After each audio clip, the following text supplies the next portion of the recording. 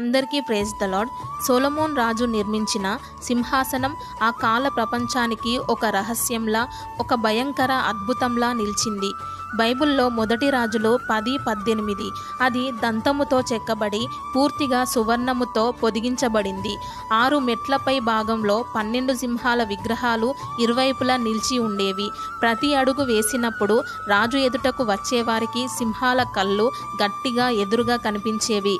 ప్రాచీన Egypt, Babylonia, Assyria రాజులు బంగారంతో కప్పిన సింహాసనాలు వాడిన ఇంతటి సింహాల మధ్య దంతం, బంగారం కలిసిన ఈ సింహాసనం లాంటి భయానికి మహిమ మరెక్కడా లభించలేదు. చరిత్ర చెబుతుంది ఇది కేవలం ఒక రాజు సింహాసనం మాత్రమే కాదు, దాన్ని చూసిన వారికి గౌరవం, భయం కలిగించే ఒక అనన్యమైన అద్భుతం.